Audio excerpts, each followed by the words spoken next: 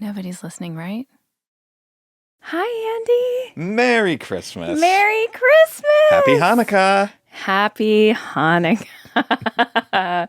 I'm just laughing because you always get mad at me for not acknowledging your Jewish holidays the way that the Anglo-Saxon traditions are often celebrated. Yeah. I don't know what that meant, what you just said, but yes. So I am very excited on this Christmas day to speak with you for an hour as though no one's listening. Yeah. Curious. Gotta know, though. Is anyone out there listening? This one felt sort of appropriate. Okay. It's from Meg over on Apple Podcasts. Hey, Meg. Christian listener here. Oh, very appropriate. Finally started listening per St. Monica's request. Hang on, I got it. That feels appropriate, too, on Christmas. It sure does, yeah. Our patron saint, Monica, who, she is a patron as well,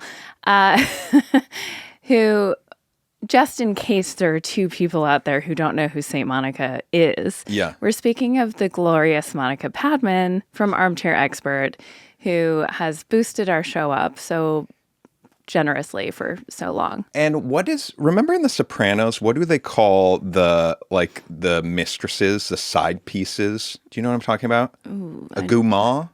Oh, I don't know. Don't you remember? No. Let's just say side piece. Well, the rumor is that she's Santa's side piece. Oh, shit. So. Lucky Santa. Okay. And speaking of patrons, we also just recently had our holiday happy hour, which was so much fun. And if anyone wants to check that out, it is the live stream recording is available on patreon.com/nobodyslisteningright.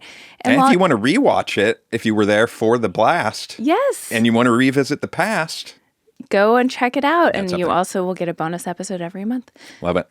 So, okay, back to Meg, Christian listener here. Over the last few months, you two have kept me company and kept me sane during many hours spent caring for my now 7-month-old during late nights and early mornings. I wanted to say that I am a Christian listener, and although I do wish we could have a more nuanced conversation about my stream of faith in particular, I completely understand your anger towards the church and agree with your reasons for feeling the way you feel. It's devastating to me that greed, homophobia, racism, and misogyny within the Christian tradition has caused so much harm. My faith means so much to me, and I still think there's so much beauty to be found in it. Booty? Is there? I feel like there is booty. There might be booty to be found in those youth Christian groups. Those people are getting so much booty. Go ahead. That's so true. It is. It is. Know that there are some of us out here that hold a lot more in common with you, than with the wild Christian influencers. Yes, I do know this. Laughy face. Love you both and thankful for what you do. Oh, well, listen. This is a day. I get a little sentimental, and I was raised Roman Catholic. Roman Catholic. I've never said that before in my life. Roman Catholic. But that is indeed what it is. And I have such conflicted feelings about all of it, and I am pretty anti-religion, I think, in large part thanks to you and your views, Andy. But I don't know how I feel about that. Remember when you forbade me from going to Bahá'í service in New York? I'm sorry. You want to become Bahá'í now? What if my entire life trajectory would have been I'd like to know if we have better. Any Bahá'í listeners. Shout us out if you're a Bahá'í listener. I don't even know what Bahá'í, I think, is one of those religions that it doesn't even get a fair chance because it just screams cult, like from tops to bottoms. Yeah. But anyway, I miss a mass, like a Christmas mass. Yeah. Oh, and the nativity. And listen, to our Meg, our Christian listener, who I really appreciate this comment, I am so down with JC. You really are. I am. Yeah. I think I'm blown away, though, in the hypocrisy of the people who are his most ardent supporters, and maybe it's like the loud minority, the far right Christian movement in this country. Sure. Because he was a socialist, I don't know. he was all about equality and not judging people, and he's washing the feet of the sex workers who, everyone's shunning because he had a foot kink. Noted. He was a footman. He was a footman. He was just like you and me, just trying to get through, but helping people, and had a little foot kink. He sounds like a pretty relatable guy. But I'm so, I do have theories about the whole Virgin Mary thing that we don't need to get into on this here day. Mm-hmm. But I'm glad he was born. I think he made a big impact. Unfortunately, I think a lot of the impact he made has been twisted and used against the very values he stood for. That's what I think Meg summed it up perfectly with. And we do have no beef with the Christians or any religion, really. What we have beef with is the greed, the homophobia, the racism, the misogyny that shows up in any of these. And my big pet peeve, especially with a lot of the cults, is the brainwashing and really just fucking up people's lives forever. Sure. That's the stuff we got a problem with. Yep. If you want to ride or die with JC just because you love those beliefs and whatnot, we're totally down with that. Oh, I love it. And don't get me started about Christmas. We love Christmas. Oh my gosh. The Christmas spirit I am feeling... Overfloweth of festivity. I went to, unfortunately you couldn't go because our sitter canceled, but I went to a very fun, intimate Christmas party last night. Let's not use the intimate code words. That's not something I want to share. I did at one point, You forbade me from going. No. And everyone missed you, and I really missed you. They were trying out different lights on the Christmas tree because they have the type of lights where you can change it with a clicker. Oh, that's fun. And basically everyone's voting on which lights work best on the tree with the ornaments and stuff. This is adorable, but also pretty dorky. But adorable. This was the end of the night. Even weirder. Okay. Well, but they dimmed the lights, and I did say, it's all of our close friends. And by that point, I think the two people I didn't know well had left, but they seemed lovely. And I said, oh, it's getting sexual. Got a big laugh. So just to your point, yes, it was intimate. Mm-hmm. And big laugh. Big hit. You would have been so proud of me. I love it. So anyway, but that party was so fun, very curated. The food. Who's there, the food, the drinks, the vibe, the music. Where we were. It was so fun, and it made me really... Was there... I didn't ask you this. Were there any professionals there? Yes. Mixing cocktails and stuff? A mixologist was there. That's so fun when you get a mixologist at the party. Now, this is the thing that I feel like at the same people's party, there was a mixologist a few years ago that... basically became the center of conversation for the whole following year about who this mixologist was. There was kind of there was a sexual energy between the mixologist and maybe every single woman at the party. And man. Yeah. And what I remember about this mixologist was he was so, there was something special about him. And I feel like he's one of those people who is probably here in Hollywood pursuing acting. It's doing mixology as his gig to get through. Will had every... Can we say bartending? Mixologist seems too much. Yes, I regret. I'm committed to it now. Okay, yeah, let's unwrap that. Okay, but he has the look. He has... Now, all of my friends who are actors are incredibly intelligent, high intelligence. But then there are some actors that are just pretty dumb. Uh-huh. And they do well. Yeah. And it's because I think they're able to chameleon more easily. I mean, I envy this. They're not wrapped up in their thoughts about things. And there's a seeming simplicity to them. I've only heard this was recently, I caught a little bit of an interview with Timothy Chalamet. Is that right? Yes, Chalamet. I've seen this guy for years now, right? This skinny, Crushing it. This skinny guy that all the ladies Little like, fairy right? man, yeah. Little fairy man. Never have heard him talk. Okay, have we? Does he have a British accent? No, he's just a guy from New York. Really? Yeah. Oh. We watched him in Wonka, but I haven't even seen many. Anyways, I hear him on a podcast, and I was like, oh, like maybe a little bit of what you're describing. Yeah. But he's going to go down as one of this generation's best actors. Well, he is. You know, there are these people, they are good, genuinely good actors. Because they're just soulless, empty human beings. No, they're not soulless. Don't say that. There's a purity to it almost. They're empty not vessels. Okay, shut up. Anyway, this bartender had hips. Do you remember this? He had like kind of a womanly figure. Oh, yeah. So his appeal, he was like this enigma, kind of. He was like literally the everyman's man. Every person's man. Every person's like man. Literally every humanity's man. Yes. So anyway, he became the talk of the town.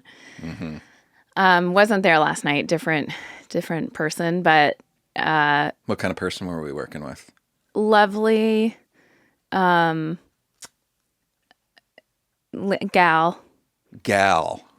Mousy. Oh my God, yes. Yeah, I just knew you didn't want to say it because some people find that as a pejorative. I don't. What? I didn't even know these words coming out of your mouth. Pejorative. I'm just in tune. Anyway, so festive all around. Love it. Yes, I love it as well. Thanks to DIPSEA for supporting Nobody's Listening Right. DIPSEA is an app that has over 1,000 spicy audiobooks. They bring scenarios to life with immersive soundscapes and realistic characters. Discover stories about second chance romances, adventurous vacation flings, and hot and heavy hookups. Get an extended 30-day free trial when you go to dipseastories.com/NLR. That's dipseastories.com/NLR. Okay, last week at the end of the episode, you had the F, Marry, Kill question for me that was Costco, Box City, Target. Yes. I said I was going to think of a really good one for you. Okay. Okay, and I was going to give it to you. I want to give it to you right now. Okay. All right? I'm a little worried this might be way too easy for you. Okay. But I still think it's decent. Okay. You ready? I am. F, Marry, Kill. Here are your three options. Me at 25 years old. Okay. Me at 35 years What old. are you doing? And me at 45 years old. Okay. What do you think? Decent question, maybe? Decent question. But this is really... I can handle anything. Can you? Yeah. Like, I feel like I think I this know. Is so do you want me to write down dangerous. what I think you're going to say? Yes, I do want you to write down. I know what you're going to say. But this is so dangerous, Andy. No, it's I don't, not. Like, if I did this to you, I could not handle what the outcome was, no matter how you slice it. Like, it's a lose-lose situation. It's so easy. If I'm wrong, I will be so surprised. Let's go. Do you even need to think about it, or do you just have it locked and loaded? Is that what you're worried about might be so hard for me to digest? No, well, the one I'm going to kill is 25-year-old you. Without... Think about that, though. Yeah. Okay. Okay. Okay. I'm going to marry 45-year-old you, and I'm going to fuck 35-year-old you. Really? What did you write down? I had them slightly different. Okay. I had that you were going to kill 25-year-old me. Yes. Marry 35-year-old me. Kind of that guy when we started, the family was just burgeoning and like kids were on the horizon. Our family was coming together. Oh. And then that you would F 45-year-old me just because how like handsome I've become. Well, actually, you know what? I wasn't really thinking about it in terms of if I married you at 35, then I'd be married to you longer. You can think about it in any way that you want. I was thinking of like who you are at this time. Yeah, totally. And it's hard imagining not marrying you now. I was more effable at 35 Because of my essence and who I was back then? This is exactly the problem I knew we would run into. It's not a problem. I'm just asking questions. And I just want answers. I shouldn't have answered. That's why we're here, is for these answers. Look, we'll have been married this year, coming up pretty soon, 17 years. Yeah, together about 20 years. 21 years. So you really do have the data for this question. It's interesting because you're going to take offense to this, but I have like no interest in 25-year-old you. Yeah. And I look back on that and I'm like, there was, speaking of Christ and stuff, divine intervention happening that, like, I don't know. Like, if our kid was dating you at 25 and I came and I met you and I went to your apartment and stuff, I would be like, oh boy, get away. I was on a walk just with our daughter the other day and she asked if I was a bad boy. I forget what we were talking. Oh, I know what we were talking about. We were talking. This is actually pretty interesting. Quick tangent. She was talking about how some of the boys in her class are really mean when they're together as a group, but actually they're pretty sweet if you're with them one-on-one. Which I was like, what a great observation. And also, God, they're so.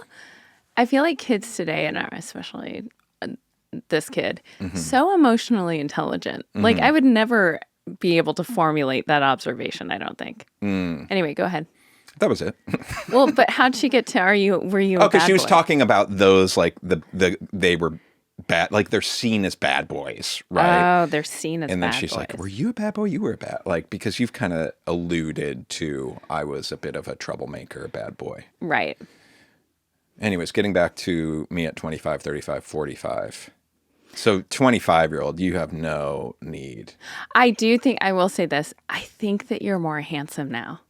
So why are you not effing the 45-year-old? Because I like who you've become over the last 10 years and fatherhood and... So you'd rather marry that person I'd rather marry the person who I'm like... who you are today. I mean, who you've become... What a journey it's been for you. Well, I'll tell you exactly how I feel if we did this for you. Okay. I'm kidding. Prepare to we don't draft up divorce papers. I mean, now I want to know. No, it's not going to happen. I really want to know. No. Okay. I haven't even thought about it, and I'd have to really think about it. Okay. Well, I don't want you to do that. Okay. Okay, great. I have a quick pee update for me. You know how I feel like I have like a slow flow? Yes. So even when I was in trickle. Sometimes it's a trickle. It's not powerful. When do I notice it? When you sometimes shame me for it. And I notice it in public bathrooms, like when I'm next to another gentleman at the urinals and they roll up and it's just... Do you get jealous when you hear me peeing? You have very, very healthy flow, and yes, like I do. Fire hose. I do. Sometimes it's disgusting how... So there have been even some times throughout my life where I've been really worried about the flow, and I even went and saw a urologist when we were living in New York a long time ago. He said there's no problem. So I had an epiphany, though, the other day. The other day, I drank a lot of water through the day just because we've had like a sickness flowing through the house. Yes. Just trying to stay hydrated, keep it clean. And my pees were big, full, powerful streams. Yes. You need to, a couple things. First of all, go like this with your hair because I think there's a piece that's going to bother you. Okay. Is that better or worse? I don't know.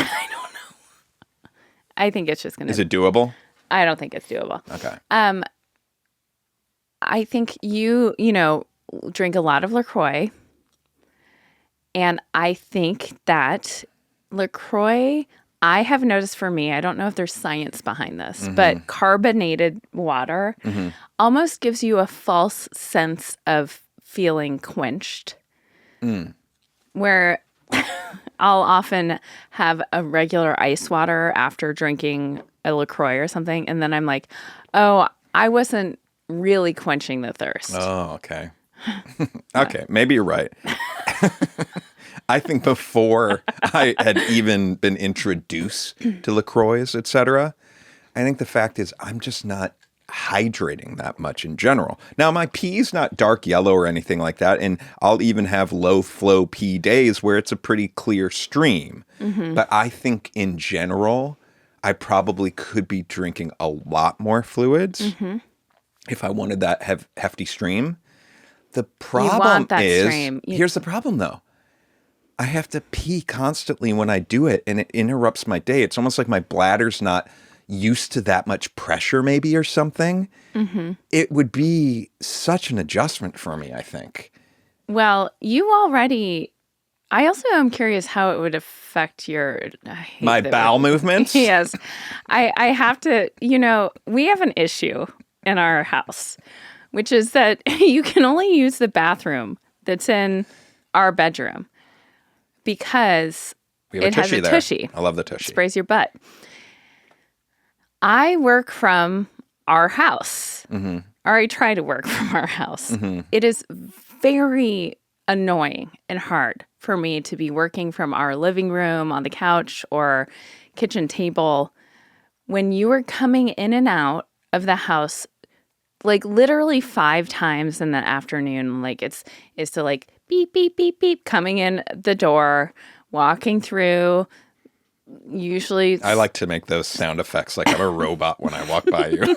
No, it's like unlocking the door, walking through. Of course, we acknowledge each other, but it's like it's a disruption when I'm trying to get in the headspace. Going to the bathroom, hearing the trickle, then hearing the power spray of the Tushy, then coming back out, and you're usually like rubbing your hands together. What? What the fuck? What are you talking about? I have to say, it's really annoying, and I don't know how rubbing my hands together. Yeah, when you walk out, you're mentally moving on to the next thing. You rub your hands together, and your hands are dry, so it makes this like very loud.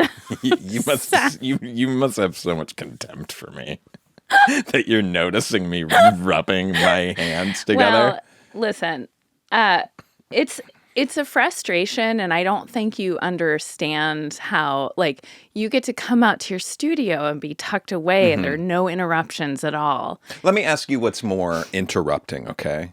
This painting you're painting, or waking up every single morning to you taking a dump? What's more interrupting? Waking up to me taking a dump. It's like clockwork. You get up. I am like clockwork. Yeah, you get up, you go out. I don't know, maybe you make your coffee or something. You try to be quiet. Yep. We have a new dishwasher removal deal so that you're not unpacking the dishwasher early and waking me up. But then you come back in like 20 minutes later and you do... The coffee's hit. You do your morning. I have my morning. And then it like really wakes me up.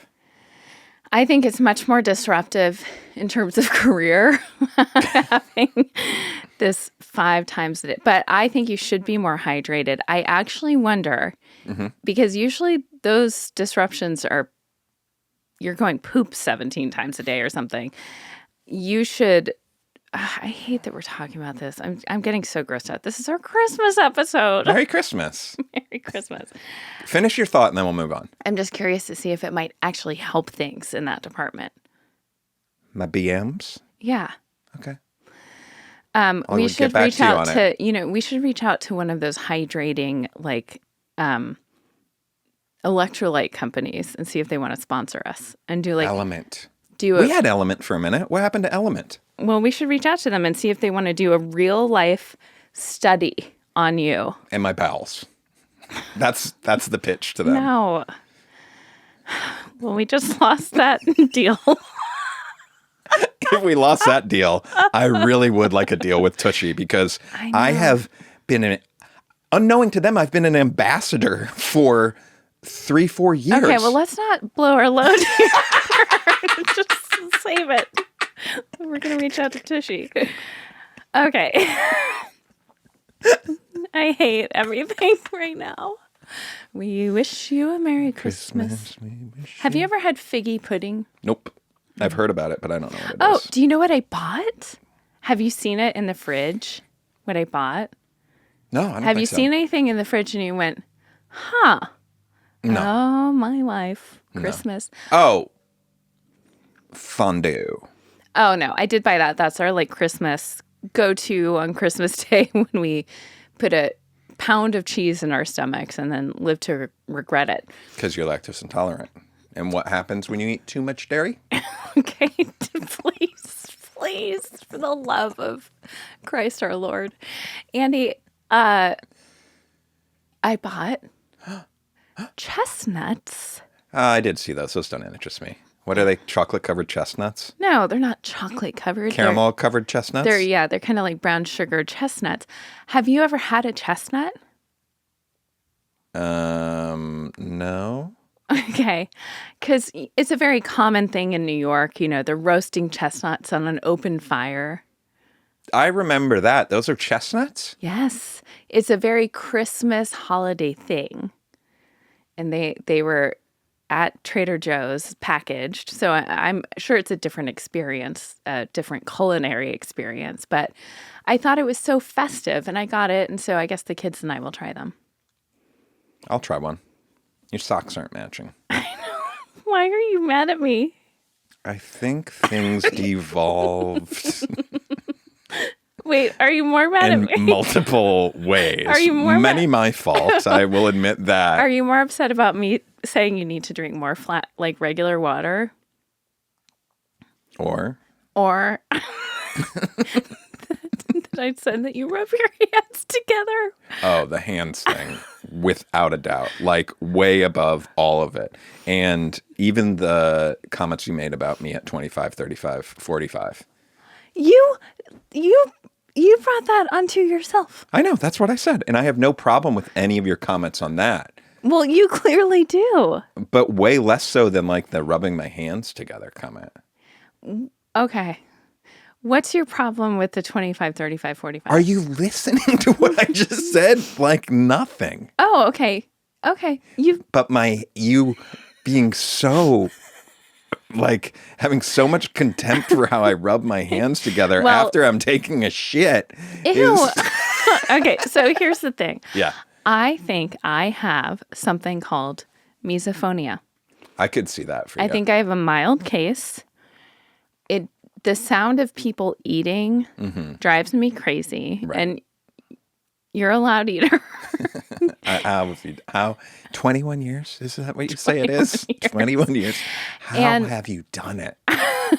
And another one of them is the sound of hands rubbing together. Yeah, well, when I put on lotion at night, that's like the worst for you. Yes, because it's like the lotiony sound and the hands together all at once. But you know what? If that's the issue, I mean, I'm sure there are things about me that drive you nuts. It just sounds like your list of compromises that you have to make or turn a blind eye to is like a pretty lengthy list. And it seems like it must be so hard for you, you know? Not at all. Not at all. You know, last night at the party, I was talking to, we have some like exciting podcasting developments coming up this year. Okay. And did you know about them? Yes, sir. You just said that like this is news to you. Yes, I did. Okay. So, but I was talking to some of my very dear friends, and they were talking about how they love how much of a kick I get out of you. So it's whatever kick you get out of me. I'm trying to. No, I understand. I hear what you're saying. It covers up for all of the, you know, the cons. If you're making a pros and cons list, it sounds like your pros list might be a lot bigger than the cons list. Oh, 100%.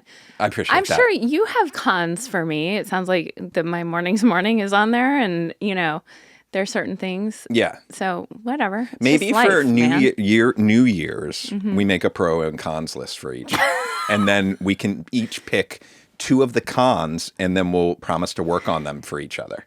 Okay. As a New Year's resolution. I want to move on. Okay.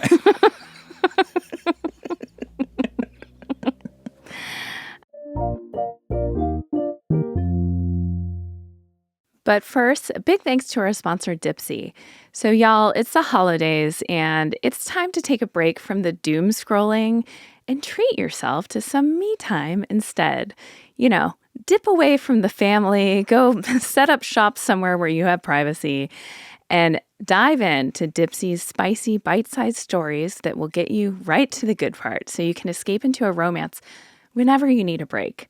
Whether you're commuting, relaxing, need to unwind, need a break from Uncle John, DIPSEA is the perfect escape from the daily grind. So DIPSEA is the female-founded app for spicy audiobooks and more. It's curated by women for women. And new chapters are released every week, so you'll always find something new to enjoy. And I absolutely love DIPSEA, especially during these somewhat stressful, you would say, times of year where it truly does feel like self-care to go and get into some spicy, fun erotica stories. One of my New Year's resolutions is to lean more into pleasure, and DIPSEA definitely offers that. So for listeners of the show, DIPSEA is offering an extended 30-day free trial when you go to dipseastories.com/NLR. That's 30 days of full access for free when you go to DIPSEA stories.com/NLR. That's dipseastories.com/NLR. I wanted to speak to you about confidence. Confidence is king. It is king. Yep. And I think that my confidence in certain areas of my life took a hit this year. Yeah. Mainly, you know, I was going to make a joke about like how I have sex, but actually crushing it in that department. No, I'm just kidding. Career stuff took a hit. I think that's mostly it, I'd say. I would say my confidence grew this year in some areas of my life. Mainly, I feel really confident right now, and maybe it's just because we're in a really good place of parenting. I also feel like you just said, I mean, we're able to communicate with our kids so clearly. I don't know. I'm feeling good about that, knock on wood. But I saw this post about confidence, and I was talking to one of our children about it, and I wanted to share it with you. Okay. This is 10 things every kid should know about building real confidence. Okay. And I wanted to see what you think about this. How do you want me to chime in? One by one? Yeah, let's go through one by one. Okay. 1, confidence isn't about being liked by everyone. It's about not fearing being disliked. Sounds like somebody that nobody likes wrote that. Okay. No, that's very true. This is one of the life lessons that I try to impart to our kids already, and I wish someone had told me this, is not everyone is going to like you, and that's for reasons of their own. And like, what a loss for them that they don't get to have your friendship or whatever, but that's okay. Yeah. And you're not going to like everyone. And it doesn't have to necessarily be for like certain reasons. That's also okay. Yeah. And I don't know, there's such freedom in that. And whereas I grew up working so hard, and I'm still fucking doing it. I'm working very hard. If there's someone that I'm like, oh, they don't like me. Yeah. You know, everyone at the party last night, I think, hopefully liked me. Most of them, yeah. Again, hopefully, who cares? The people I care about like me. Right.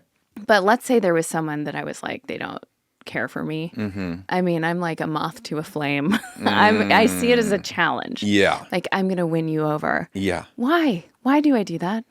Because you want to be liked. Confident. Because I don't fear I need to not fear being disliked. I'll take this a step further of something I feel I've grown to know the older I get. I agree with that complete statement. I've also come to is it realization or what's the word I'm looking for? Revelation, maybe. Wow. That there are going to be people that I don't like. Yes. That I might even think are a piece of shit. That to some people in their lives they might be wonderful too. Yes. I'll take it that step further. It's almost like everybody is multifaceted. Yes. We can't all like each other. Yeah. Some people are going to be legit pieces of shits. Some people might just be a piece of shit to me. But it's just like there are you different can't textures to everybody. It's kind of the beauty of the human experience also. It's like every interaction, every combination of energy is going to feel different. And to take it kind of to an extreme, like every rapist and murderer has people, and I hope we can move past this as a society where people go, he couldn't have done that because he's my daddy and he loved me. Mm-hmm. Like, he couldn't have raped and murdered all those people. Mm-hmm. Well, guess what? Yeah, he did. Mm-hmm. He was a great father to you, and then he was going out at night in his truck. What a perfect example. They should amend that. I mean, what a perfect example. Okay, let's go to number 2. Okay. Confidence isn't something you're born with. It's something you practice every single day. Feels a little fluffy to me. Some people are born with it. I agree. And I would say, This person, again, wasn't. Just saying, the author. Sometimes I'm in awe. People, I recently had a couple of bad days where I talked to you about it. I was like, my reaction to what's happening in the life feels so overblown, and nothing really bad was happening. Do you remember this? It was like last week. Very clearly. And it was so extreme. It seems like you're in a good place to talk about it now. Yes. You would not have been in a good place. Yeah. Where I was a little worried about you. I definitely checked in with you, but you were dark in the darkness. I was very dark. Could it have been hormonal? I don't know because I'm on birth control. So, my it's hormones harder are to pretty level. Usually it is harder to know. I'm in perimenopause, so who knows?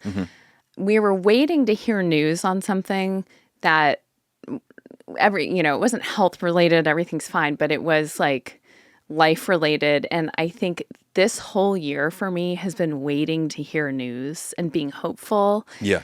And unfortunately, generally speaking, the news that came back was not good news for me, career-wise or whatever. Yeah. And I think it kind of being put in that same feeling sent me over. We also had sick kids. One It was a wild emergency week. room visit. It was, It was a wild it was week. a lot. So, but that experience, I knew I was going dark, and I was very dark. I was like, I could not. It's kind of like the lowest I've been in a long time. It's almost like everything kind of hit me all at once. Yeah. I like could barely function. Yeah. This was mostly just over the course of like half a day.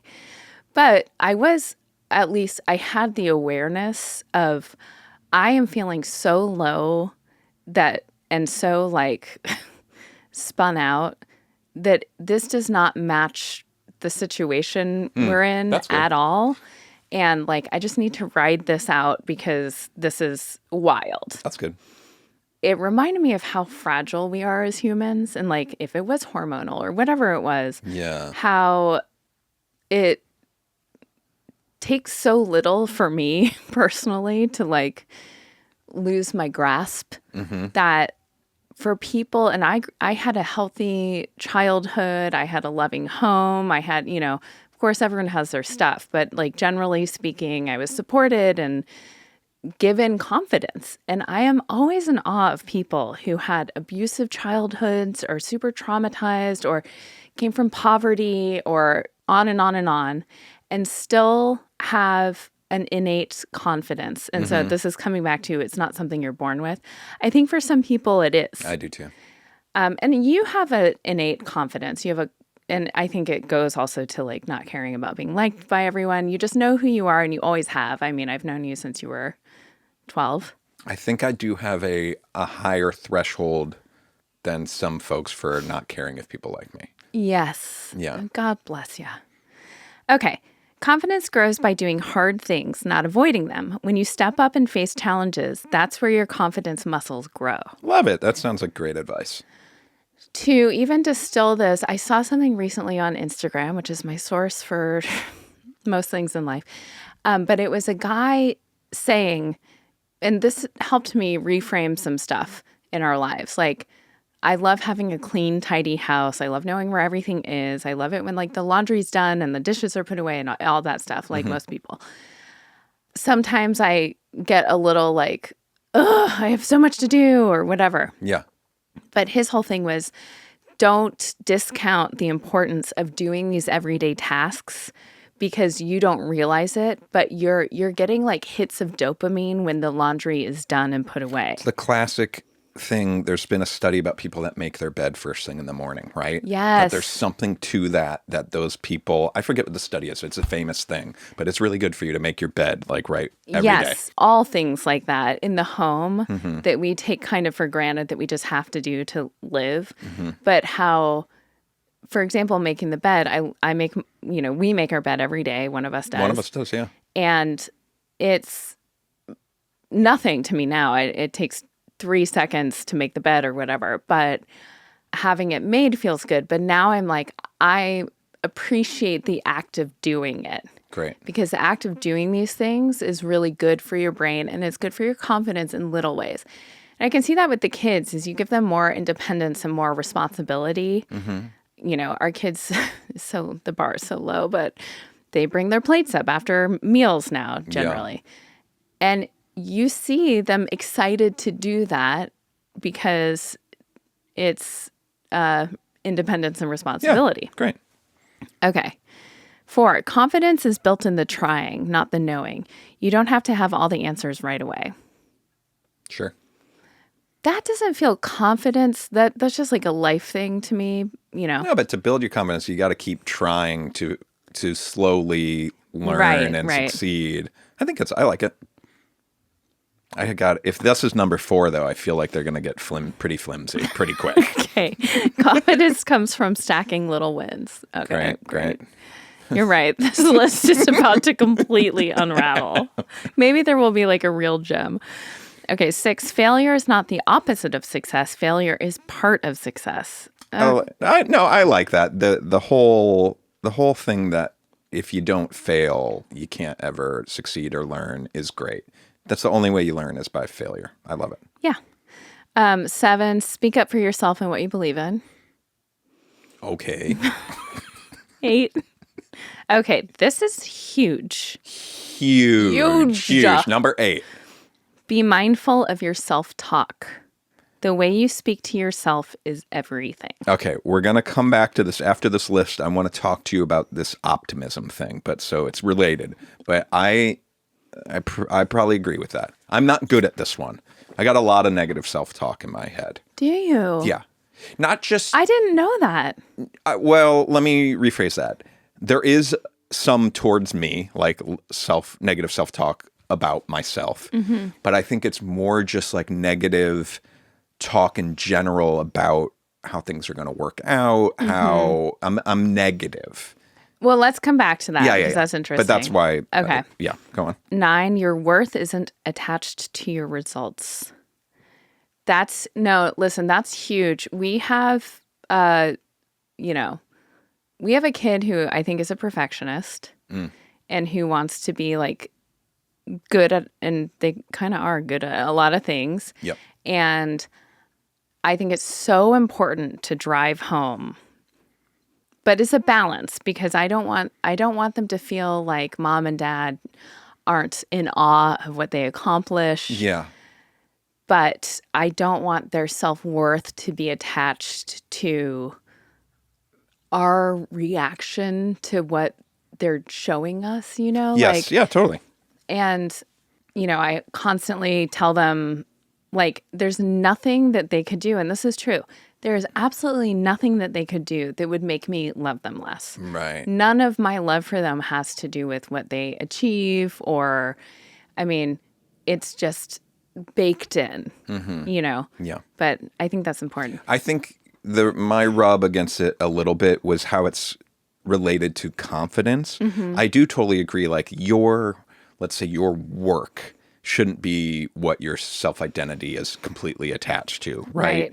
But I do, as far as confidence, it is like, well, what you're like working towards, goals and stuff like that, can highly affect your confidence. That's why I think there's a little bit of a disconnect on that particular one for me. I think you're right. It kind of contradicts some of the earlier ones, which is like, keep trying. And right.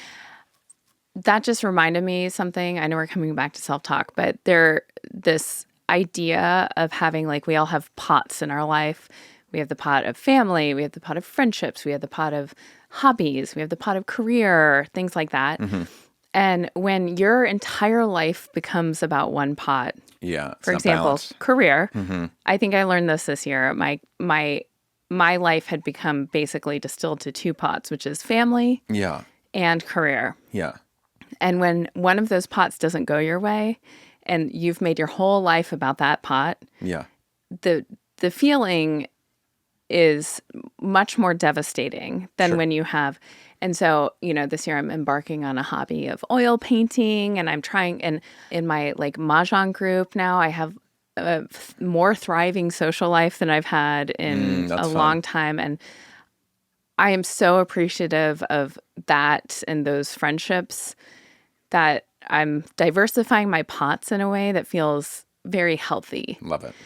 Okay, so onward. You don't have to feel confident. Oh, this is interesting. I'm curious what you think of this. This is number 9. 10. What was 9? Your worth isn't attached to your results. Oh, okay. 10. You don't have to feel confident to act confident. It's fake it till you make it. Yeah, fake it till you make it, sort of. But people feel the real. That's what I'm going to say. I'm thinking of a lot of people who I don't know personally, but like on Instagram, who have this cocky kind of like big dick energy coming at you on Instagram. And you're like, I just know that you are the most insecure human being, which feels dangerous. When someone's so insecure, I feel like I can't trust them. There's also this thing on Instagram and TikTok of, I don't know if you see this in your industry or if this is even in your feed, but I'm sure there's other people, like genres of this in your feed, of people that are like explaining to you how to do the thing like they're a fucking authority. But it's like, you're not an authority at all on this thing. Well, you're just someone that figured out how to talk about it on Instagram. It's like you don't have the bona fides to back it up. It's like this guy I know of in St. Louis who has built a thriving, successful career telling people how to succeed in business. But he never doesn't have a big business. Well, he does now because he created it to tell people how to do this thing that he had never done before. Right. People love to be told what to do and how to do things. Yeah. And I think there are other people who exploit that, or I don't know. I don't have that nature at all to like explain, you're right. I see it all. I see it a lot in the skincare world, and here's what you got to do to your face, and here's what you got to do. And I admire, I guess the confidence these people have, because I would never be able to tell someone, here's what you do, because I'm constantly going, what else can I do? I'm never like, oh, I've figured it out. My face and I don't know. It's very interesting. It's weird. Let's talk about self-talk and negativity. Oh, yeah. Well, this is just related. I was listening again. Shout out to St. Monica for turning me on to the Acquired podcast. Yes. I've been raving about the Costco episode. But these guys do really deep dives on tons of businesses that, we know. Nike, Hermes, stuff like that. They did an episode that was, I haven't listened to the whole thing, but it was a bit of a recap, like what they've learned from all of these companies, like doing these huge deep dives, and what are like some big takeaways. And I started this episode last night before I went to sleep and just heard the first one, and then I fell asleep. But the number one takeaway that they have for all these huge companies is optimism. That every single one of them, when you start that thing, they're all optimistic on how it's going to pan out and the future and where they're going. And the biggest example they gave was Sony, that started at literally the end of World War II, like 1940, what was that, 46? 46?